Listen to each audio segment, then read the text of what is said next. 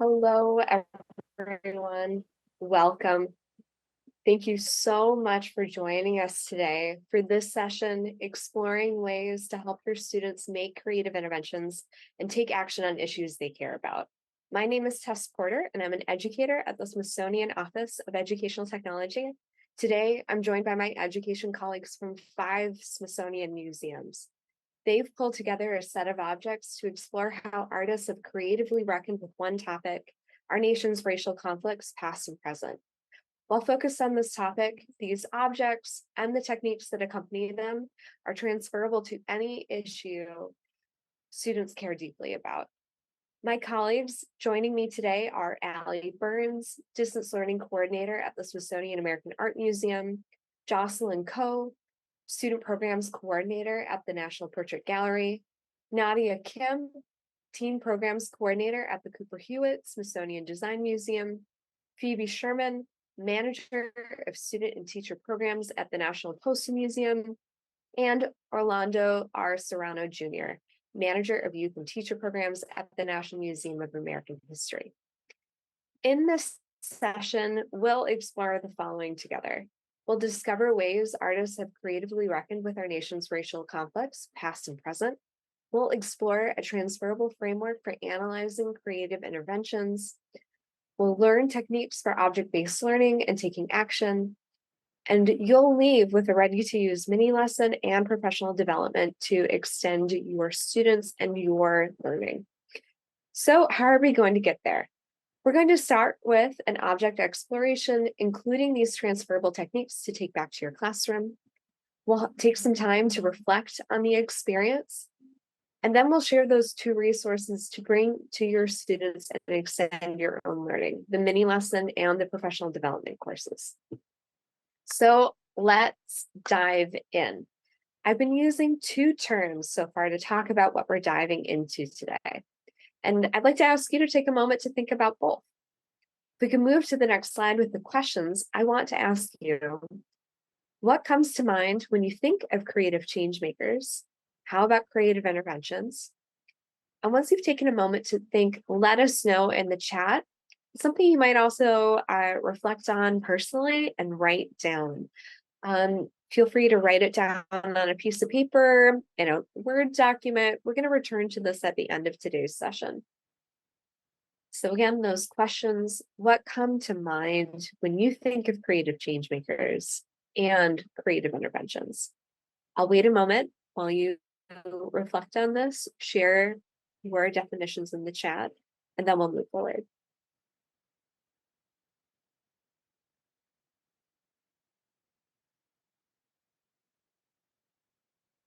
Right. As you continue thinking about what these definitions or these words call to mind for you, I'd like to offer some ways that we think about these 2 terms. If we can move to the next slide, we've got 2 definitions that our team came up with, the way that we think about these ideas. And you might see some similarities to your own definitions, which I'm seeing in the chat already include things like innovation, innovative expression of personal experiences, being resourceful, and more. So we define creative interventions as people who intervene in creative ways to solve a social problem. Examples include cultural producers, thinkers, artists, makers, and activists. Creative interventions are those different methods creative change makers use to build community-based transformative justice for social good. You can think of them as an artist-activist tool belt of diverse strategies. So that innovation, that resourcefulness, thinking outside of the box absolutely play into the way that we think about it too. So why explore these 2 ideas through objects, what all of us are focusing on today? Objects are a tangible representation of these concepts. They provide concrete examples of how change makers take action and how creative interventions take shape. This can help students consider how to create their own interventions and analyze change makers and interventions they discover outside of the classroom. So as we begin exploring these 2 ideas through objects today, we're going to use a teaching technique borrowed from the Harvard Graduate School of Education's Project Zero, which many of you may already be familiar with. If we can move to the next slide, it'll show the routine that we're using today, See, Wonder, Connect ×2, which is designed to be used repetitively over time to become a part of the way students approach objects, concepts, and more outside the classroom. That's true for this routine and others you'll find through Project Zero. This routine in particular consists of 3 core sets of questions. Look closely. What do you notice? Make many observations. 2, what questions do you have? What do you wonder about? And 3, thinking about connections. How could this connect to things like a student's own interests, what they're studying in the classroom, and more? We're going to be using these throughout today's session, so keep an eye out for these as we move ahead and start putting them into action. So let's dive into the objects that we're going to be exploring together today. On the next slide, take a moment to look at these objects on your own and think about, what do you see? Might be your first impressions. Think about what stands out to you. You're welcome to share your observations in the chat. You can also hold on to them personally to continue thinking about as we move ahead. So again, the question here, what do you see? What are your first impressions? I'll give you a moment to look before I move ahead.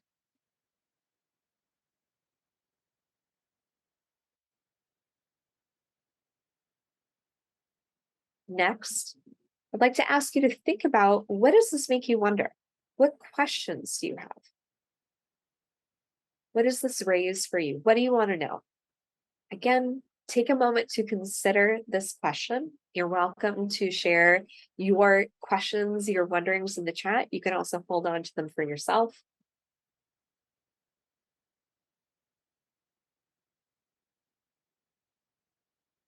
And I'm seeing some great observations coming in the chat already, that there are a lot of disparate items that might not be clear how they connect yet. They're all very different, perhaps.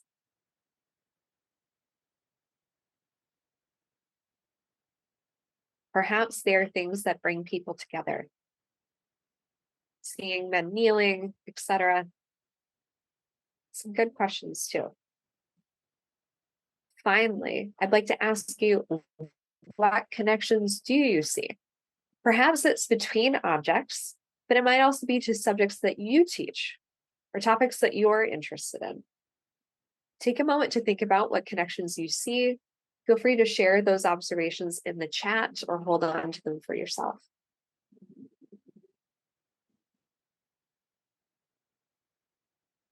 With that, let's dive into our first object with Nadya.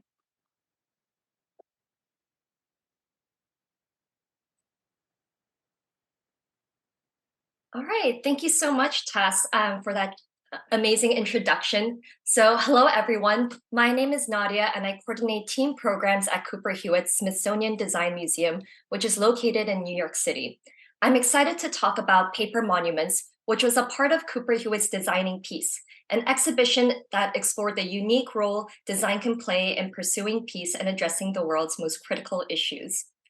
Paper Monuments is a public art and history project created after the removal of 4 Jim Crow monuments in New Orleans in the spring of 2017. Designed to elevate untold stories of the city and its inhabitants, particularly communities of color, the project consists of public proposals for prospective monuments, storytelling events around the city, and commissioned art displayed in public spaces, much like the one you see in the photograph on the left. For example, I wouldn't have known that New Orleans once had a thriving Chinatown from the 1880s to the mid-1900s if it weren't for paper monuments. But one of the paper monuments I want to highlight is a poster of the Free Southern Theater, which you see on the right side, designed by artist Sean Gerard Clark, and a story written by John O'Neill, one of the founders of the theater group, his wife Bertha, and their daughter Wendy. John O'Neill founded the Free Southern Theater in 1963 at Tougaloo College in Mississippi with Doris Derby and Gilbert Moses, who are all members of the Student Nonviolent Coordinating Committee. And you can see its logo on the left side of the poster where the figure's shoulder is. By providing free admission to plays that emphasize positive aspects of African American culture as a voice for social protest, the group served as a political education and empowerment tool for Southern organizers during the civil rights movement. But the Free Southern Theater moved to New Orleans in 1965 for better financial opportunities. They toured across the rural South, inspiring members of its racially integrated cast to become activists as well as artists. They offered a variety of community engagement programs, workshops, and training opportunities for local people interested in writing, performing, and producing plays, as well as touring. However, the Free Southern Theater had to end its operations in 1980, but Junebug Productions was formed in the shadow of the Free Southern Theater to carry on its legacy and mission, supporting activism through creative means and bringing the arts to communities in the South that need it most. And you can see the Junebug symbol on the right side of the figure's shoulder. So, although Free Southern Theater alone can be seen as a creative intervention by creative changemakers who sought a community based space for radical expression, its coverage through paper monuments several decades later is also a creative intervention itself. Using a community driven participatory process, Paper Monuments invites people of all ages and backgrounds to erect monuments of their own, sharing untold stories through art and writing, mediums that can be used right away. In the classroom, students can readily design their own paper monuments to illustrate a story they believe needs to be remembered. Students can make their own paper monument poster independently or have them work in pairs, with one student taking on the role of the artist and the other student taking on the role of the writer, similar to how paper monuments had artists and writers collaborate together to tell a story for their poster campaigns. In addition, have students consider who needs to hear their story and where it should be shared, whether it's in school, somewhere in their neighborhood, or another public location. Challenge students to reimagine what monuments can look like. And giving students space to create interventions of their own about issues they're passionate about and providing real opportunities to implement those interventions can empower them to become changemakers and foster a sense of belonging. When students can share personal stories that are meaningful and culturally affirming to them, they can collectively learn from each other and build new connections that reflect their interests and spark curiosity. Overall, Paper Monuments is a great way to engage students in place-based learning with interdisciplinary project-based learning. Now, I will pass it on to Orlando Serrano, who will talk about how Black artists use music, specifically hip hop, to call for change in the next slide.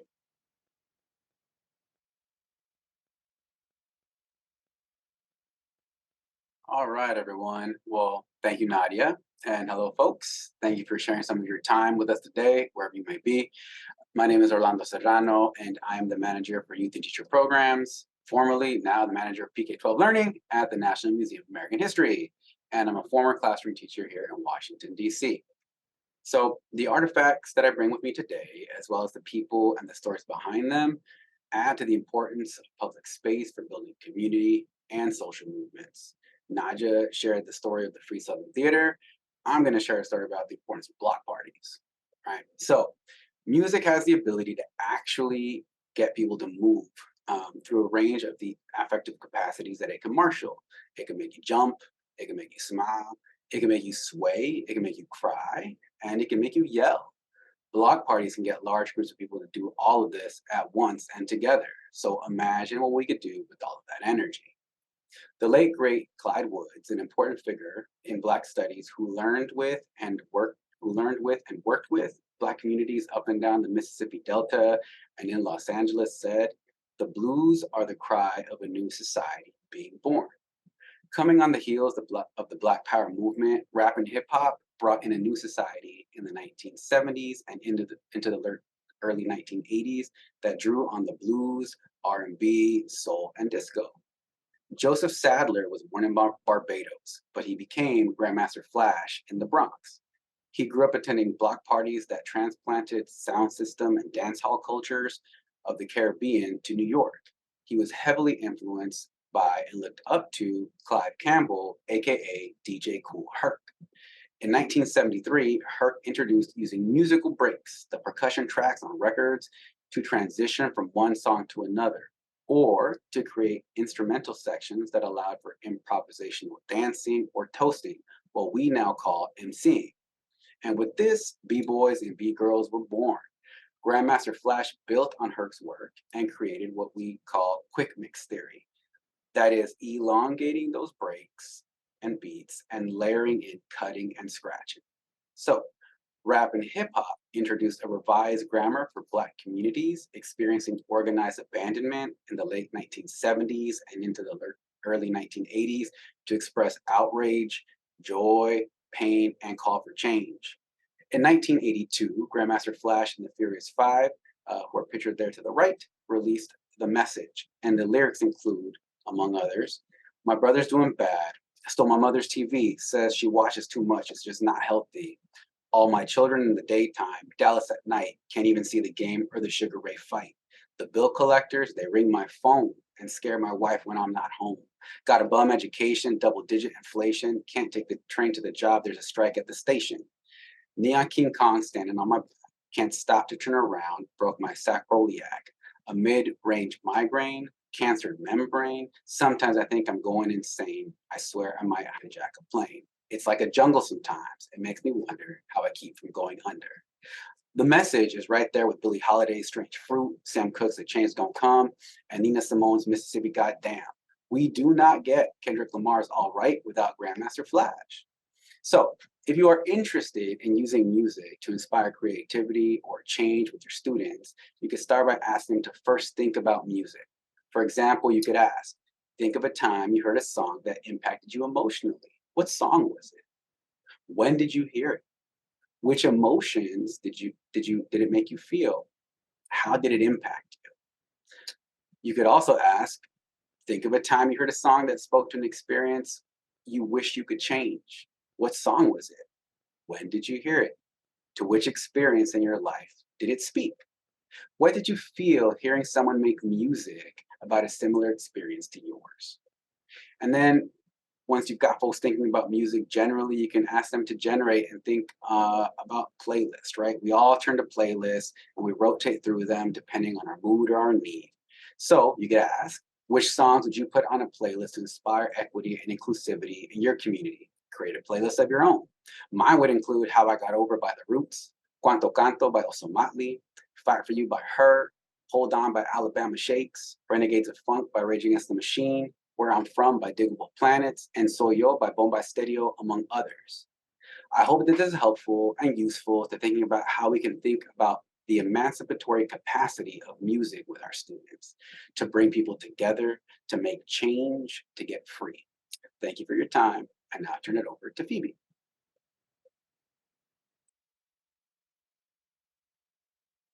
Thank you, Orlando. Hi, everyone. My name is Phoebe Sherman, and I am the Student and Teacher Programs Manager at the National Postal Museum here in Washington, D.C.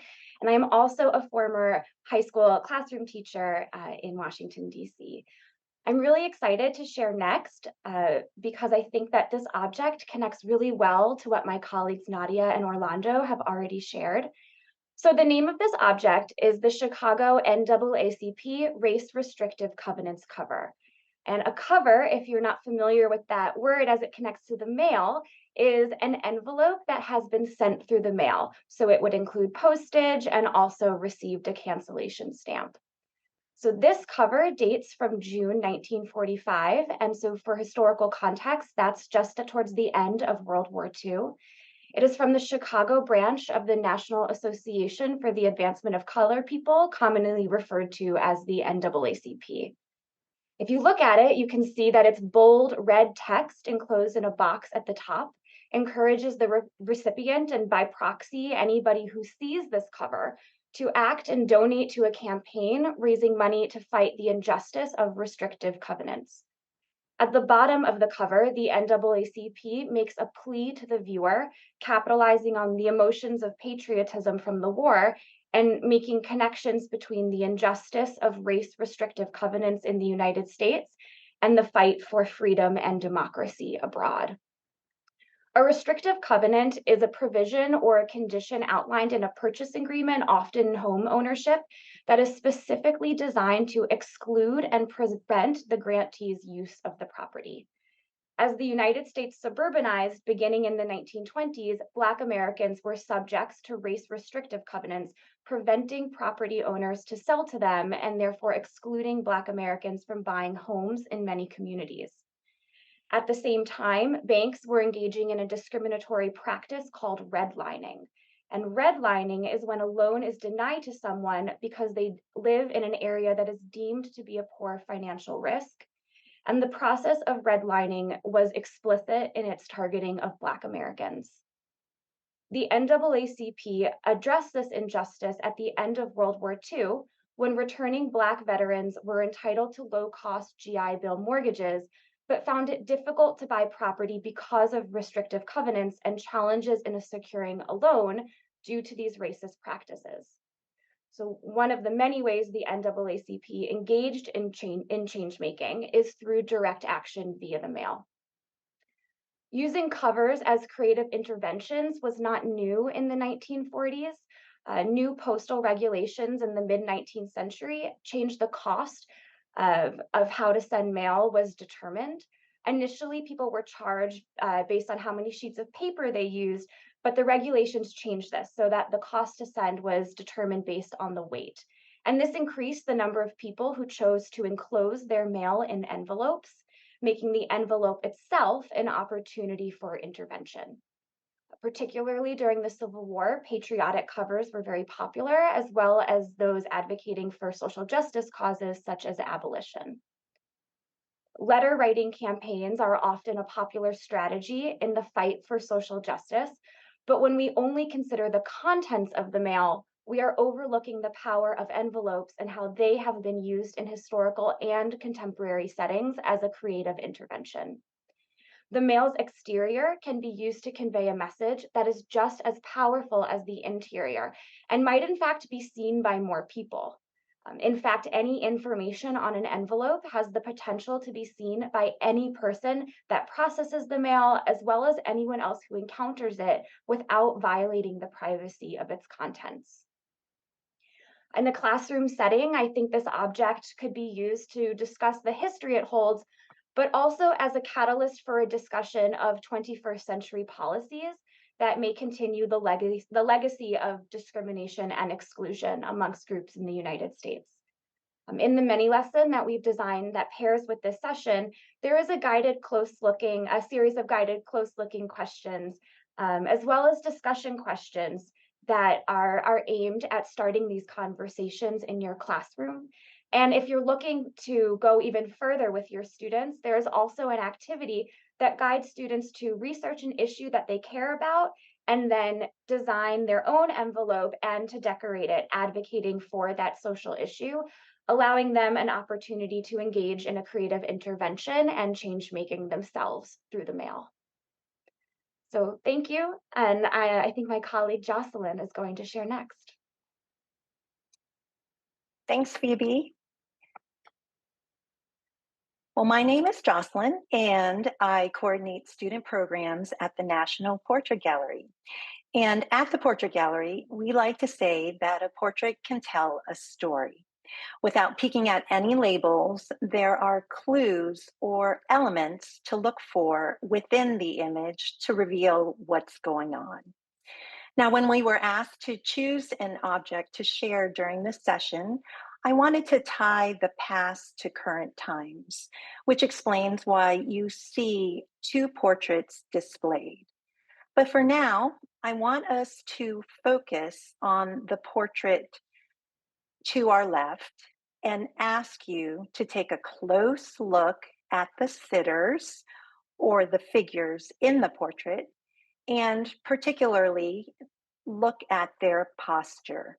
In the chat box, if you could respond and share, what are we learning from their poses? What are they doing in the portrait? And as I'm waiting for some responses, I did want to share another element that we look for, and that is the setting. And in this case, the setting is outdoors. So we have additional clues to fill us in. Well, as we're getting some responses, I think for sure, we're seeing that the individuals are kneeling, right? Perhaps suggesting they're in a prayer mode, which I see someone had put in the chat box, or maybe they're meditating. Um, in fact, they are peacefully protesting. The individual to our very far left may look familiar to you. This is John Lewis, legendary activist, change maker during the civil rights movement and beyond. Here he is 22 years old and one of the co-founders of the Student Nonviolent Coordinating Committee, otherwise known as SNCC. As you may recall, Nadya sharing earlier that the founders of the Free Southern Theater were also members of the same organization. So you see some connections already. Well, this compelling image was captured by a creative change maker named Danny Lyon. His concern for the marginalized and his belief that photography can reveal truths really spurred him on to get involved in the movement. In 1962, he hitchhikes his way to Cairo, Illinois, during the summer after his junior year at the University of Chicago. And it is on Lyon's first day in Cairo that he hears John Lewis deliver a speech at a church that inspired Lyon to follow Lewis and the other protesters to a sit-in. And in this case, it was a kneel-in at a segregated public swimming pool. And it's there that he captures this classic photograph. Soon afterwards, Lyon becomes the very first staff photographer for SNCC. Now, this image then falls into the hands of another creative changemaker, Mark Suckle. Suckle operated SNCC's press and publications. He transforms the photograph into a poster with the appeal to come, let us build a new world together. It's priced at $1. It was the first in a series of posters designed to raise funds for the organization and carry its message further to a wide and mainly youthful audience. Well, the print run of 10,000 posters quickly sells out. Now, this creative intervention had a lasting impact. The poster's image celebrates group-centered leadership where everyone works and struggles together side by side. And the process that resulted in this outcome really echoes that collective and collaborative spirit. From the sitter, John Lewis, to the artist, Danny Lyon, and then to Mark Suckle, they are all creative changemakers that creatively intervened. Now let's fast forward to the present day. Close to 60 years later, we have the portrait to our right of Congressman John Lewis. It was painted during the final year of his life in 2020, and we see strength, courage, and resilience. The artist, Michael Shane Neal, intentionally leaves unfinished brushwork, perhaps suggesting the unending struggle for justice that Lewis and many others made as their lives' work. And so it seems fitting for this contemporary portrait to be used as an inspiration for students as changemakers to continue that incomplete work and struggle and creatively intervene to also make a lasting impact. And with that, let me pass things along to Allie with our final object to explore. Hi, everyone. I'm Allie from the Smithsonian American Art Museum in Washington, D.C. And my contribution to this collection of incredible objects is an artwork titled Unapologetically Asian by the artist Julia Kwan. This artwork is a wearable object in a shape that should be very familiar to most of us after the events of the last few years. It's a face mask. And Kwan made this mask in 2020 during the peak of the COVID-19 pandemic.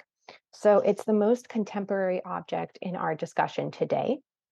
But while most of the face masks that we were probably wearing during the pandemic were either disposable ones made of paper products or more simple reusable cloth ones, this mask is made of a very particular type of fabric. This beautiful patchwork silk fabric is a traditional Korean textile called pojagi. Pojagi is traditionally used as a wrapping cloth or to transport objects, or sometimes in a Buddhist ceremonial context. And in more recent years, it's often displayed as an art object. The earliest surviving pojagi cloths date to the 1300s, so it's a really historic style of textile. And this patchwork style that we see on the mask that's used here is representing a style of pojagi that would have been used by common people as opposed to more elaborate royal pojagi fabrics.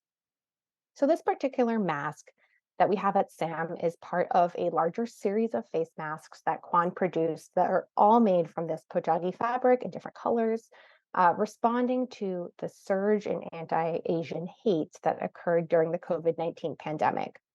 Wearing a face mask preventatively during the pandemic caused many Asian and Asian American individuals to be targeted for acts of hatred or to be falsely blamed for causing the disease just because of their race.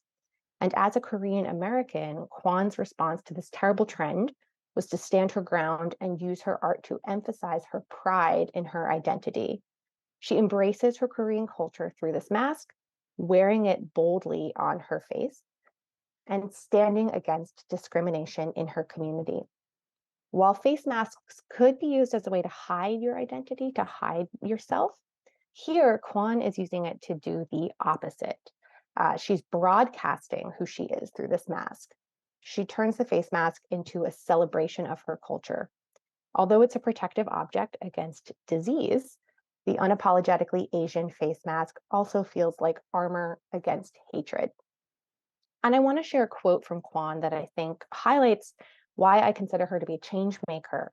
As through her art, she pushes to heal a harm that has been done to her community.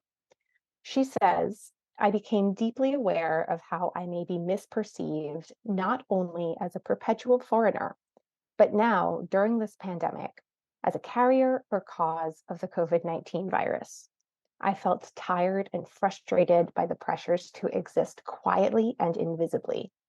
So I decided to create vibrant Korean patchwork face masks to unapologetically celebrate my ethnic identity.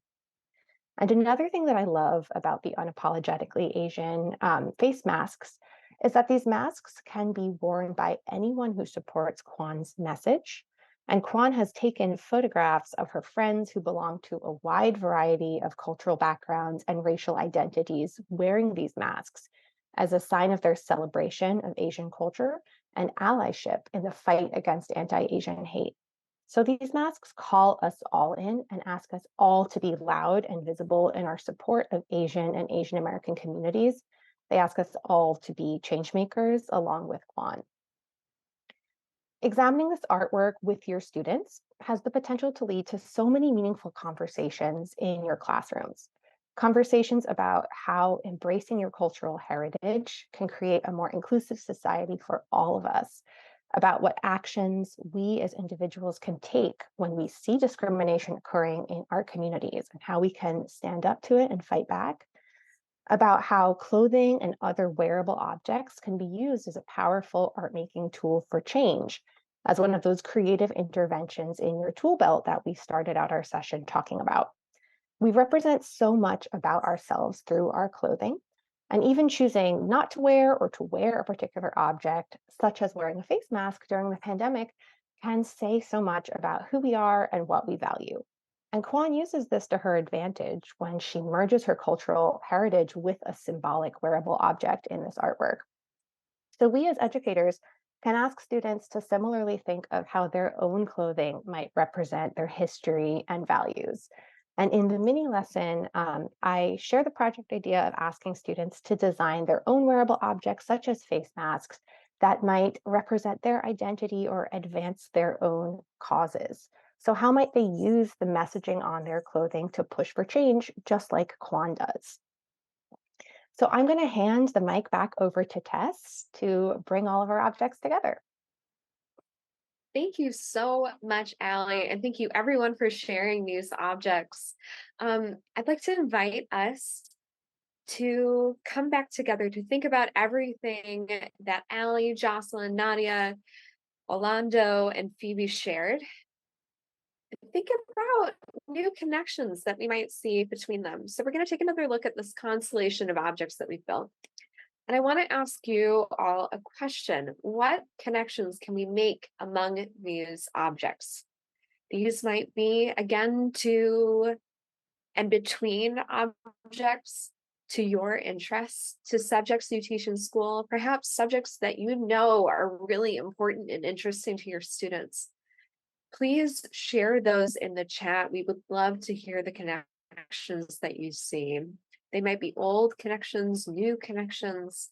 Please put those into the chat. We're going to be keeping an eye on them and reading some of them out.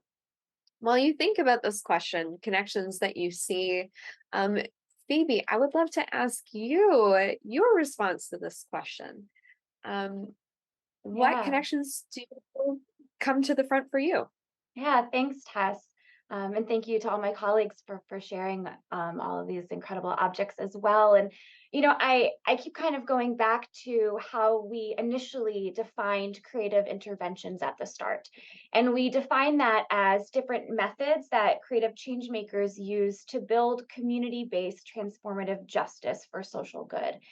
And I keep latching on to this idea of community-based transformative justice. And that's one of the strongest connections that always stands out to me between these objects. And that's how all of the different things that we've shared really do have that ability to connect and activate community around social justice issues. That could be building a new community or building community and laying the groundwork for future change makers, as Orlando shared with Grandmaster Flash, or working together as a community in theater, like Nadia shared, or as Allie just presented, taking action to heal community. And I think that with all of these objects, that's one of the biggest things that stand out to me, is that it might be an individual taking the action, but it's very much so around a community and as a form of transformative justice. Thank you so much, Phoebe. I'm seeing responses come into the chat and some connections to what you just shared. Someone said that they are all everyday items that are part of our lives and being used to create change, that they connect on a social justice level and then connect in a way that it's an object for everyone to use at some point. There are connections to the way that they each have a call to action that is either embedded or explicit in the way that the object's designed. Again, someone else saying a call to be heard. And then a mix of literature, music, art via posters and physical action that can be used as a voice for change. They also all aim to be accessible and reach a wide range of people, which is a really important point. Small changes reverberate across our world too. These are really excellent. Thank you all for sharing. The responses just keep coming in. Design as a form, not only for problem solving, but also as a way of creative intervention, communication, and influencing change. Wonderful. Thank you all. Got another question that we want to pose to you all, and this is one that it might be helpful to refer back to what you shared at the beginning of the session when we asked what comes to mind when we think of creative change makers and creative interventions. This question is, how do these objects extend our understanding of creative interventions? As you think about this, please feel free to share your responses in the chat. Allie, I'd love to hear what you think in response to this question. My immediate response when I see all of these objects together from all these different collections shared by my colleagues is to start thinking about how broad the mediums are that we've been talking about today, that all these different media of creativity are all coming together in one place. And we're talking about the creativity of protest and the creativity of celebration, the creativity behind just like a daily action, like mailing a letter. All of these are different media, different forms of expression for our interventions. And so, teaching within my collection in my museum and the kind of objects we have there, I find it so inspiring to see all of these different forms of intervention. And it pushes me to think about what else is there that we could share with students. What about the creativity of food as a media? Or, there's so many different types of expression that are different than just the ways that we express our creativity within the walls of my particular collection or within the walls of all of your classrooms. And so what I am coming away with is an inspiration to find, new and different ways to explore this term intervention and to allow students to express their creativity through mediums that I might not think of as the immediate, the way I would show my own desire for change. Absolutely. Thank you, Allie. And I'm seeing some connections to that in the chat too. Someone shared creative intervention does not have to be grandiose objects. These simple objects convey important messages. And someone else shared too, so many ways accessible and everyday opens out what we think of as means for change and expression. Phoebe, I think you have some ideas you'd like to share here too. Well, I'm smiling because the ideas that I had to share are absolutely being echoed in the chat right now, which just absolutely thrills me. And I think that this working, pulling these objects and working together on this has pushed my understanding of creative interventions, because it's really forced me to reconsider the things around me and how they can be used as creative interventions. I think it was shared that, one of the connections is that they're everyday objects that are a part of our lives. And I think that that can be very powerful, powerful framing with students when often the challenges of living in the 21st century, of living in general, can feel so great and so overwhelming that how do you know where to start? And it's really just in the everyday. Thank you so much, Phoebe. I really appreciate those thoughts. I'm seeing too in the chat some of what you were seeing that I really want to highlight. One that just came through is communication that overcomes or transcends language barriers. And then two, it's great to see examples of people other than political leaders making an impact on social issues. Before we go to some questions that are coming through in the chat, I'd love to take a step back and think about and learn more about the process that all of you use to pick the objects you brought to us today. How did you go about that process? Why were these objects the ones that kind of stood out to you that you wanted to bring? I think you've shared a lot of that really important context already, but I'd love to hear a little bit more. Nadya, I'm going to start with you. Could you tell us a little bit more about your process? Sure, I'd be more than happy to. So I think for me, it started with thinking about the overall theme of the Smithsonian National Education Summit, which is creating a sense of belonging and helping students thrive. And also with the theme of our presentation, which is reckoning with our racial past. And so when I'm thinking about how do I connect with both of these themes, I immediately turn to the Designing Peace exhibition that I talked about, which was open but closed very recently. And there are so many objects in that exhibition that address both of these issues about reckoning with our racial past and thinking about like how to create a sense of belonging. So a lot of the objects talked about global issues such as like how do we use design to solve peace, to end world hunger, to to solve climate change. So many different global issues that are so relevant to us today, and I'm sure that many students are thinking about. And within that exhibition, I was particularly drawn to paper monuments, especially thinking about what are some like transferable activities, concepts, ideas that can be easily used in the classroom, particularly for K through 12, or maybe more like elementary through high school audiences. I love the way that Paper Monuments shares untold stories about, wherever you're from. Even though it's based in New Orleans, you could do that wherever you're located, thinking about your neighborhood's history, your city's origins. Or even more personally, like, what do you want to share? What's the story that is meaningful for you, and translating that into something that's like visual, with a storytelling element to it. And even within Paper Monuments, they do a lot of really amazing projects that activate the New Orleans community, not just through posters. But I thought designing posters is a very accessible, approachable way for students to think about being change makers, and that becoming an activist really starts in the classroom. And I saw the comment in the chat that I really like that local is global. And so Paper Monuments, it's really about activating the local community of New Orleans. And where can you do that where you're from?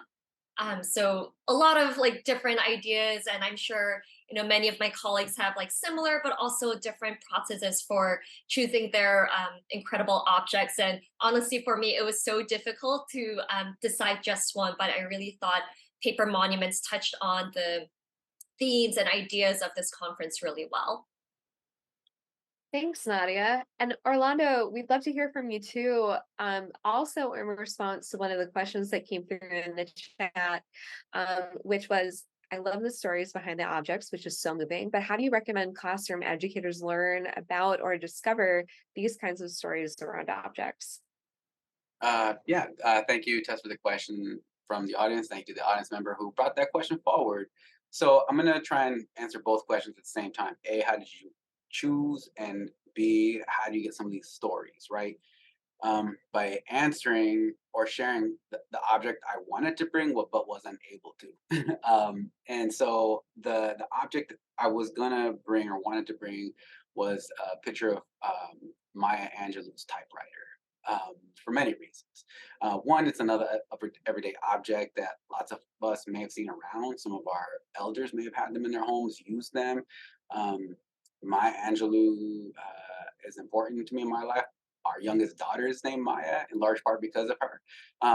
But the reason I wanted to put the typewriter is because it was important to me. My abuelito wrote on a typewriter the sermons that he took to church every Sunday, the books that he wrote, the stories he shared through radio shows. And so he used that typewriter to create change in his community, to organize folks together, to create change, to work towards justice, right?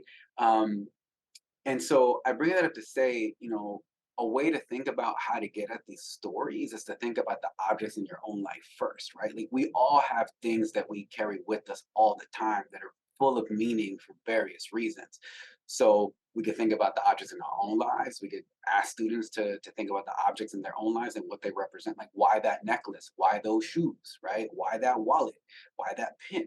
And then, in terms of like how to find them, a lot of our museums have blogs.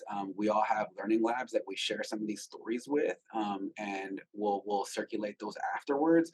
But then, for stuff we don't have, like, you can watch. I mean, like Ali said, like, clothes have meaning. Like, we had a whole exercise that I did with my students. Where, like, what are you trying to communicate through your clothes? And I bring that up to say, is like, watch what folks wear, like, in popular culture. Most of the times it means something. Like Black designers that the Obamas have worn, right? There's a reason and there's a story behind it. Sometimes we're going to find them in places we might not expect. Thanks so much, Orlando. And we have another great question in the chat about science connections. Allie is working on some ideas right now. She has some that she wants to share, and that'll be coming to you in the chat. We've also been getting some questions about how can we find these resources that we've been spending so much time talking about, and we would love to share that with you. So if we can move to the next slide. This is a mini lesson that we designed for all of you to help bring today's session into your classrooms, specifically to help students explore creative change making and inspire them to create creative interventions of their own. You can find this mini lesson at the URL here on the screen.